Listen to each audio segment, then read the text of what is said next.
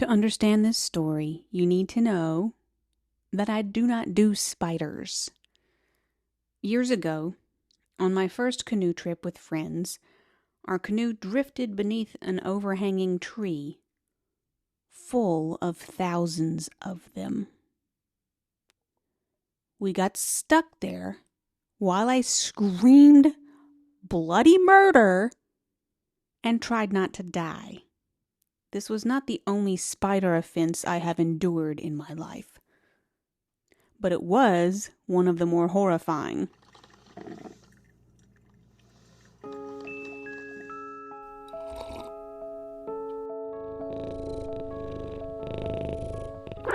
In his former glory days, Mr. Darcy was a hunter of rare skill and great conviction.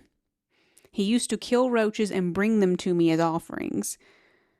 I once watched that cat leap into the air and clap a fly to death mid-flight. My fearless little warrior. Bugs did not stand a chance with Mr. Darcy in the house. Now, however, Mr. Darcy is elderly and retired. I say that with love because he's my baby. He snuggles with me every night, and I adore him. He is, however, retired from active duty.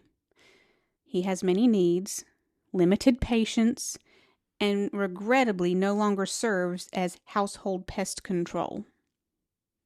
So in that respect, at least, he's defective. Then there's Boof. Boof is trying my patience in ways I do not care for. Up until her second birthday, she was fairly obedient. Not perfect, but obedient and respectable. Now, she has entered some sort of lawless new phase where every command is a suggestion and every unattended snack is a formal dinner invitation. She's stolen Piper's orange slices off the TV tray. She's also stolen Piper's chocolate chip cookies. Those, to her credit, she later returned in vomit form. For one brief moment, I considered whether this was somehow Piper's fault. It is not. It is Boof's. We trained her better than that. She knows exactly what she's doing. So my dog is also defective. This brings us to Edgar. Edgar, in theory, should have been our great feline hope. Cats are brilliant hunters, and Edgar certainly acts like one when he wants to. He pounces on anything that moves half a millimeter. Corks, scraps of paper, bottle caps, dust bunnies, catnip mice, invisible enemies, probably demons.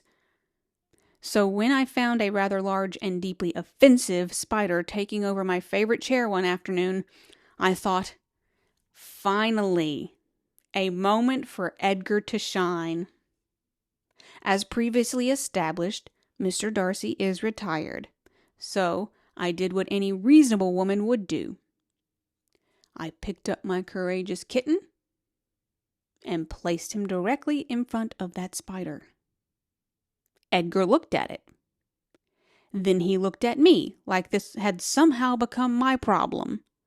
And whether he was feigning ignorance or simply giving me the middle toe bean, he casually walked away. Are you a cat or not?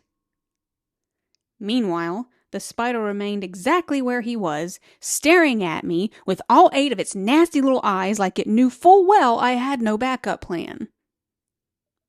So Piper and I did what panic-stricken people with poor judgment often do.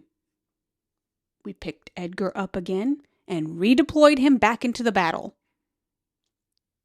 Each time we squealed and recoiled because we were both quite sure that if this thing decided to fight back, none of us were emotionally prepared. Edgar, however, remained unmoved. No pounce, no swat, no heroic leap. Nothing. We were abandoned. At this point, Piper and I were defenseless. Edgar had exposed himself as a fraud, and the spider was very close to claiming my chair as sovereign territory. Thankfully, Dave appeared mid-battle, scooped the spider into a cup, and escorted our 8-legged intruder back outside, like a bouncer removing some unruly guest. And thus the crisis was ended. Not by the old warrior, nor by the young prodigy, not by the dog, who was, of course, useless.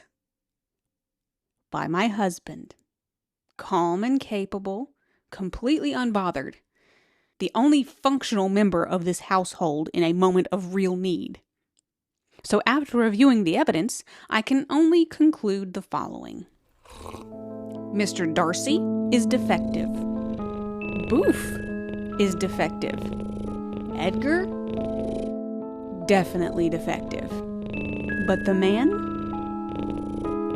is a keeper.